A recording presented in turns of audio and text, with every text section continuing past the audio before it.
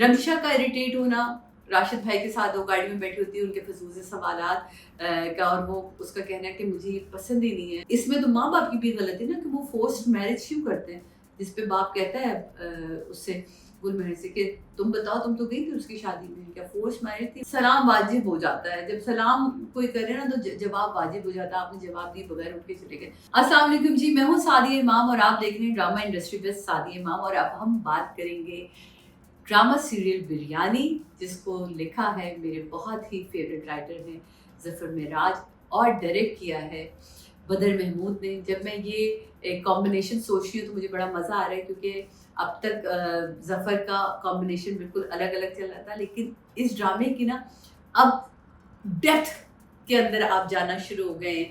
तो बिरयानी का जब ये एपिसोड, और अच्छा इसकी खूबसूरती क्या है, एपिसोड 20th जो थी उसकी डेट भी 20th थी, और 21st एपिसोड जिस दिन ऑन ईयर हुई उसकी डेट भी 21st थी, क्योंकि उस दिन मैं ट्रैवल कर रही थी, तो इसलिए मुझे पता है कि ये आज मैं देखती हूँ, मैं अच्छा एपिसोड 21st है और 21 अक्टूबर को ही ऑन ईयर हुई है। तो ये भी बड़ी खूबसूरती से इसकी जो एपिसोड है वो चल रही है। ये दो एपिसोड मुझे पसंद आई। रंजिशा का इरिटेट होना, राशिद भाई के साथ वो गाड़ी में बैठी होती है, उनके फजूल से सवालात का, और वो उसका कहना है कि मुझे ये पसंद ही नहीं है। मैं तो कहता हाँ, उसकी मिराज की गाड़ी भी होती है, वो कहती मैं उसकी भी गाड़ी के शीशे उतरवा देती, तो उससे और वो जो है ना वो इरिटेट होती है। फिर उसी दौरान रॉकेट की कॉल का आना, एक बहुत ही सतही सी गुफ्तगू, बहुत ही बाजारी सी गुफ्तगू का होना, जिससे वो बहुत ही अजीब सा फील करती है। खैर वो क्योंकि जिस मोहल्ले का दिखाया जा रहा है और जिस तरह का वो रहने वाले लोग हैं, तो वहाँ ऐसी ही गुफ्तगू होती है। फिर कट पे हम जाते हैं गाँव का सीन, जहाँ मुश्किल फैसले पे बात करते हैं कि बड़े मुश्किल फैसले करने पड़ते हैं। कानून के ऊपर बात होती है। कानून तो दोनों को छोड़ भी देगा, क्योंकि दोनों ही बालिग अगर उन्होंने भाग के शादी कर ली है तो कानून की नज़र में तो दोनों ठीक है।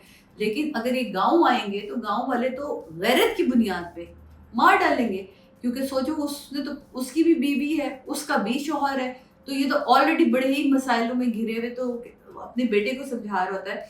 जहाँ मिराल बोल पड़ता है कि मिराल का बोलना है कि तो इसमें तो माँ बाप की भी गलती है ना कि वो फोर्स्ड मैरिज क्यों करते हैं, जिस पे बाप कहता है उससे गुलमहर से कि तुम बताओ, तुम तो गई थी उसकी शादी में, क्या फोर्स मैरिज थी? उसने तो हार भी पहना था, वो खुश भी था। तो ये सारी बातें कनेक्ट हो रही होती है मिराल की अपनी बातों से, जहाँ वो भी खुश था जब उसकी शादी हुई थी बचपन में, और उसको खुद भी नहीं पता था कि ये आगे चल के उसको किसी से मोहब्बत हो सकती है, और ये शादी जो है वो कभी वो कबूल नहीं कर पाएगा।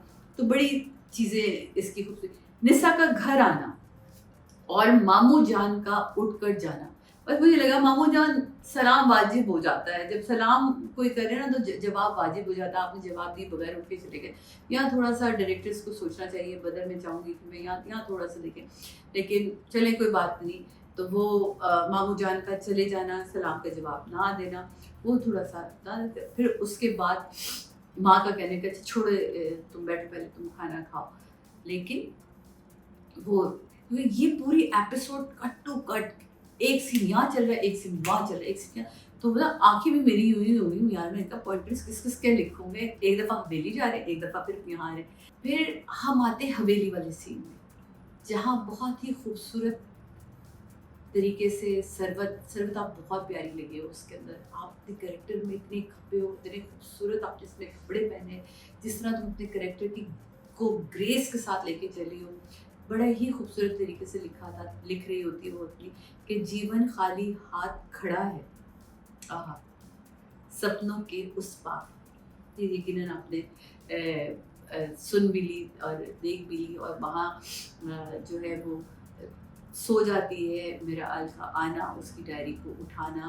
कट पे हम जाते हैं निसा का सीन, मेरा निसा का मामू के सामने बैठना और इकरार करना। सबसे बड़ी बात है कि अब तक निसा ने इकरार ही नहीं किया था। फाइनली वो कहती है आप सब कुछ जानते तो हैं, फिर भी मेरे मुंह से सुनना चाहते हैं।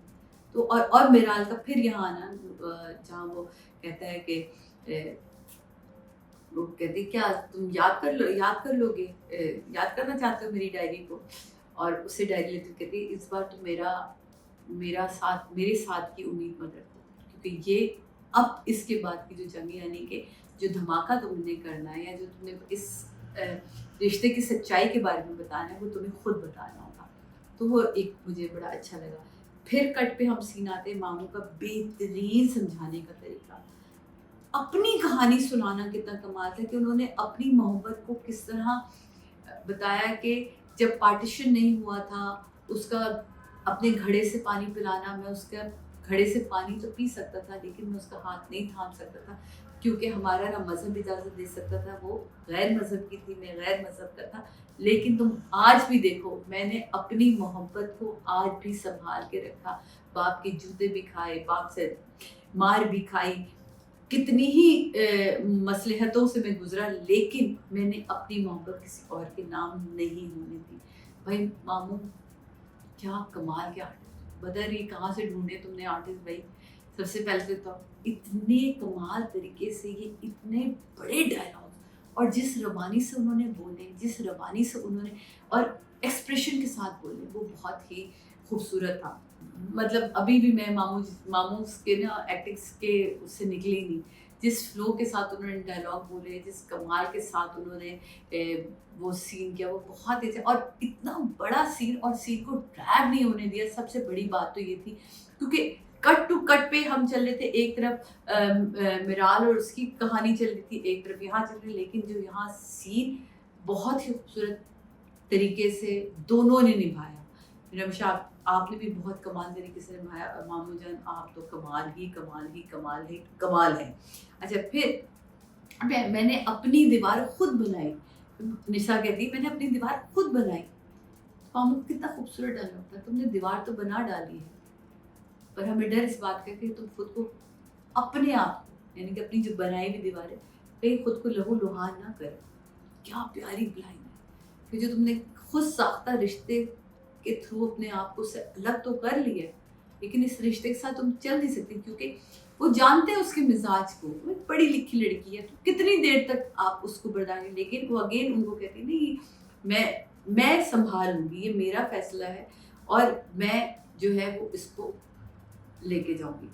फिर कट पे हम मिराल की तरफ जाते हैं जहाँ वो गुलबहर को कराची ले जाने का फैसला जहाँ वो देता है और गुलबहर का एक्सप्रेशन बहुत ही खूबसूरत, गांव का सीन, फिर मामू और मिराल का फिर तस्करा जो करते हैं ना, और वो बहुत ही खूबसूरत तरीके से वो तस्करा था। तनवीर का गोभी गोश्त लेकर आना और उसके ऊपर भी तबसरा और बहुत सारी जो चीज़ें थी, आपको मेरे शेरू को बर्दाश्त करना पड़ेगा, तो प्लीज़ बर्दाश्त करें क्योंकि वो बहुत देर से बाहर बंद था। उसने कहा मैंने नहीं रुकना मम्मा, अब मैंने वापस आना है, आज नहीं जा, मैं मेरा बच्चा यहाँ बैठ जा, मेरा गुड्डा। खैर, और मामू जान का कहना है कि गोभी गोश्त रात को खाते हुए ना गैसेस जो हैं वो दिमाग को चढ़ जाती हैं। तो बहुत ही मज़ेदार सीन था कि ये एक ज़फ़र मेराज की ही खूबसूरती है कि वो अपने ड्रामे को जहाँ चाहते हैं टेंस कर देते हैं, जहाँ चाहते हैं सीरियस कर देते हैं और जहाँ चाहते हैं वो इसके अंदर एक आपके मुस्कुराने की वजह भी बना देते हैं। तो डायरेक्टर और राइटर दोनों की कॉम्बिनेशन बहुत मज़े का है। इस पूरे सीन के बाद माँ का जो सीन आता है जहाँ माँ उससे पूछती है जाके बहुत सारे डायलॉग्स के बाद के, क्या तुम वाकई खुश हो? और यहाँ हमारी एपिसोड 20th ख़त्म होती है। नाउ 21st एपिसोड जब स्टार्ट होती है तो वहाँ माँ के उसी जुमले से हम दोबारा शुरू करते हैं और सीन शुरू होता है, कहती है तो अगर तुम खुश हो तो तुम्हारी खुशी दिखती क्यों नहीं? क्योंकि वो कहती है ना निशा कि मैं तो बहुत खुश हूँ, मैं तो बहुत, जैसे तो वहाँ वो कहती है तुम्हारी खुशी दिखती क्यों नहीं, जैसे राशिद की खुशी दिखती है। मिराल और गुलमहर का शहर जाना, वहाँ की तैयारी दिखाना और शहर पहुँचना, उस घर में आना, यहाँ मैं ज़रूर बदर महमूद आपको तारीफ़ करूँगी जिस तरह आपने 2 घरों के अंदर शूट किया है, ब्यूटीफुली आपने दोनों की कंपोजिशन, और इस घर के अंदर तो आपने बेइंतहा शूट किया, तो हमें पता है कि आगे चल के हमें बहुत खूबसूरत खूबसूरत शॉट्स देखने को मिलेंगे। फिर उसके बाद गुलमहर और हारून का जो सीन है, जहाँ हारून को वो सीढ़ियों से लेकर आ रहे होते हैं, ये लोग कराची पहुँच चुके होते हैं और वो लेकर आता है और उससे वो कहता है वो उसका पत्थर वो फेंकना, और फ्लैशबैक में मिराल का वो सीन निशा के साथ आना जहाँ वो छत के ऊपर उसके साथ होता है और वो कहता है कि अच्छा तो तुमने जो है रूफ गार्डन बनाया, कहते नहीं बस ये तो मैंने ऐसे ही बना लिया। तो वो एक बड़ा खूबसूरत सा सीन, घड़े को देख के उसका एक्साइटेड होना, घड़े से पानी निकालने की कोशिश करना, घड़े का टूटना और वो ही फ्लैशबैक से वापस आना मिराल का बहुत मुझे अच्छा लगा। यहाँ देखें कुछ ड्रामे को जब हम ये बात कर रहे होते हैं ना कि ड्रामे वक्त के साथ चलने चाहिए, यहाँ कितने मज़े की बात है कि जब आके उसकी दोस्त उससे कहती है कि तुम्हारे लिए एक बड़ी गुड न्यूज़ है, वो कहती है क्या है, वो कहता है मिराल वापस आ गया है, कहती है अच्छा तो मिराल ने तुम्हें खुद फ़ोन करके बताया, तो वो कहती है नहीं, मैंने गुल महर के स्टेटस पे देखा। तो यानी कि ये है अपडेट सी ना, मैं और आप भी, हम लोग जब अपना स्टेटस लगा देते हैं समटाइम, हम जहाँ जा रहे होते हैं वहाँ की लोकेशन भी डाल देते हैं, हम अराइवल टाइम भी डाल देते हैं, हम सब कुछ, तो ये इससे कहते हैं कि वक्त के साथ लिखा हुए स्क्रिप्ट होना। एक था 1901 का स्क्रिप्ट, यानी कि जब हमने 90s में ड्रामा किया था उसका स्क्रिप्ट का अंदाज़ अलग था, अब 2025 का ड्रामा है तो उसके स्क्रिप्ट का अंदाज़ बिल्कुल अलग है। और ये ज़फ़र मिराज की खूबसूरती कि वो वक्त को हमेशा अपने साथ लेके चलते हैं, वक्त में अपने आप को नहीं फंसाते हैं, तो ये खूबसूरती है उनकी जनाब। तो यहाँ बहुत ही खूबसूरती से खुशहाल का अपने फ्लैशबैक से वापस आना, मामू का निसा को समझाना, क्योंकि वो जब अपनी यूनिवर्सिटी से वापस आती है और मामू से उसकी डिस्कशन है वो बड़ी प्यारी थी, जो कहते हैं ना रिश्ते निभाने से बनते हैं, तुम अगर इग्नोर करती रहोगी तो तुम तो कमज़ोर पड़ जाओगी। भाई तुमने तो राशिद से इसलिए रिश्ता जोड़ा था ना कि ताकि तुम मिराल के सामने एक दीवार खड़ी कर सको और अपने अपने आप को, वरना तो तुम वो दीवार ही फलांग के खुद ही भाग जाओगी उसके पीछे। वो बड़ी खूबसूरती से मामू से समझाते हैं। और फिर राशिद का और निसा का जो है वो डिनर पे जाने वाला सीन, जहाँ बेचारी बहुत ऑकवर्ड फील करती है और बिल्कुल ही दो अलग मिजाजों के लोगों को देखते हैं, जहाँ वो बिल्कुल खामोशी के साथ, Ramsha you are too good, क्या एक्सप्रेशन, विदाउट एक्सप्रेशन काम करना ज़्यादा मुश्किल होता है, क्योंकि एक्सप्रेशन देना बहुत आसान होता है किसी भी जुमले पे, किसी भी डायलॉग पे हाँ हूँ ही करना, लेकिन प्लेन फेस रख के जिस तरह तुमने ये काम किया, इसमें राशिद भाई की पहले गाड़ी को इग्नोर करना, फिर उनका स्कूटर लेकर आ जाना, फिर स्कूटर पे बैठ के जाना, तो वो बहुत सारी चीज़ें इसमें इन्वॉल्व रही। और सबसे मज़े की बात थी जब वो सुबह ये सारे एपिसोड होती है और सुबह का सीन आता है, तो माँ का जो सारा इंटरेस्ट था ना, वो इंटरेस्ट था रॉकेट की बीवी के ऊपर। क्या है, खाला की बेटी को छोड़ के पता नहीं पुप्पी की बेटी को क्यों पसंद कर लिया। तो वो एक इतना मुझे अच्छा लगा कि इस तरह के मोहल्ले वाली ख़वातीन ना ऐसी ही गुफ्तगू करती हैं। वो और बात है कि लैला के ऊपर, लैला आपका मेकअप इस दफ़ा लैला वासी बहुत ज़्यादा लगा, क्योंकि जिस तरह का मोहल्ला दिखा रहे हैं उसमें माँ का मेकअप टू मच था ये वाला, और बहुत क्लीन लुक थी, तो वो क्लीन लुक थोड़ी सी आँखों को लग रही थी।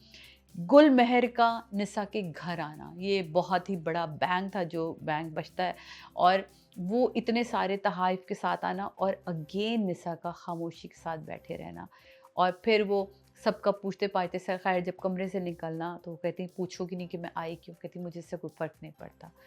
वो बहुत सारी गुफ्तगू की बात कहती है, मैं जानती हूँ तुमने किस वजह से तुम इस रिश्ते में जुड़ी हो, मैं तुमसे माफ़ी मांगने आई हूँ। तो फ़ौरन कहती है नहीं, मैं किसी भी वजह से नहीं किसी रिश्ते में जुड़ी, और आपको मुझसे माफ़ी मांगने की ज़रूरत नहीं है। कहती है मुझे मिराल अपने साथ लेकर आया है, हो सके तो उसे माफ़ कर दो।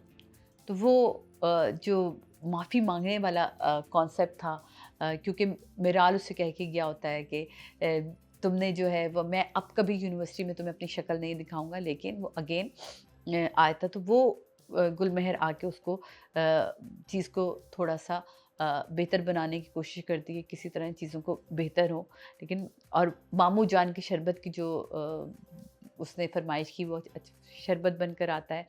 एंड अगेन मामू जान का शरबत पे आके जो तबसरा था ना, वो बहुत ही कमाल था। मतलब मामू जान को वो शरबत पसंद आ जाता है।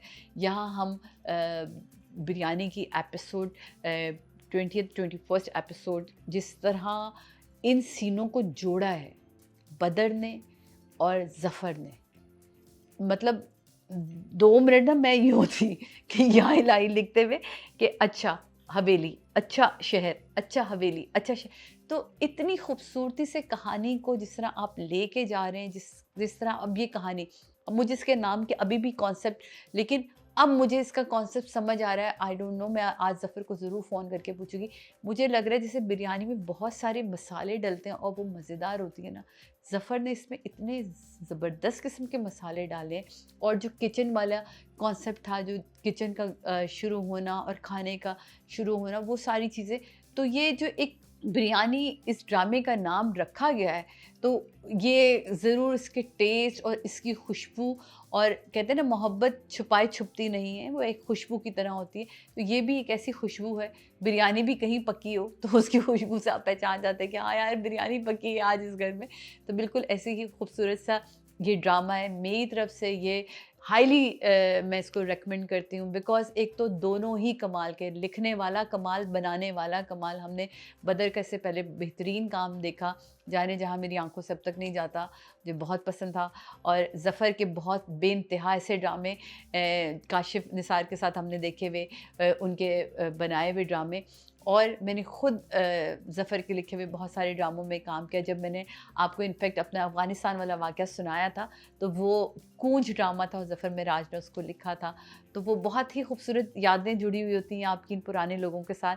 तो प्लीज़ मेरी तरफ से आप लोगों को ये मैं ज़रूर कहूँगी कि ये ड्रामा देखें, क्योंकि एक तो इस ड्रामे में आपको मज़ा भी आएगा, आपको इसमें स्टोरी भी है, रोमांस भी है, और एक खिंचाव भी है, और आपको वो एक दार भी दिख रही हैं, जो बहुत सारी चीज़ें हम जब इस तरह की न्यूज़ेस सुन रहे होते हैं कि किसी को गैरत के नाम पे मार दिया, किसी को इसके नाम पे, तो ये क्यों होता है इस तरह की चीज़ें। तो ये भी चीज़ें आहिस्ता-आहिस्ता लोगों को हम एजुकेट कर रहे हैं ड्रामे के ज़रिए। तो बहुत सारी चीज़ें होती हैं, प्लस एंड माइनस में जाके चीज़ों को देखते हैं। मेरे देखने का नज़रिया ड्रामे को बिल्कुल अलग है, हो सकता है आपके देखने का नज़रिया बिल्कुल अलग हो। ड्रामा इंडस्ट्री विद सादिया इमाम मेरा यूट्यूब चैनल है, इसको सब्सक्राइब कीजिए। किन ड्रामों पे आप मेरा तबसरा चाहते हैं, या आप चाहते हैं कि हम उस ड्रामे को देखें और उसके ऊपर अपनी राय दें, तो वो भी आप ज़रूर बताइएगा। मेरे ऑफिशियल चैनल पे भी इस वक्त जो है वो आप जितने भी व्यूज़ हैं वो चल रहे हैं, और बहुत अच्छा लगता है आप लोगों के कमेंट्स में जब पढ़ती हूँ। तो थैंक यू सो मच आप लोगों की मोहब्बतों का, आप लोगों की इज़्ज़तों का। तो इंशाल्लाह अगली एपिसोड्स के साथ, यानी कि कल जमा तकसीम आएगा, शरपसंद आ जाएगा, बहुत सारे ड्रामे हैं जिनके ऊपर हमने बात करनी है। फ़िलहाल जनाब यहाँ लेती हूँ मैं आपसे इजाज़त, अगली एपिसोड्स के साथ आपसे मुलाकात होगी। अल्लाह हाफ़िज़।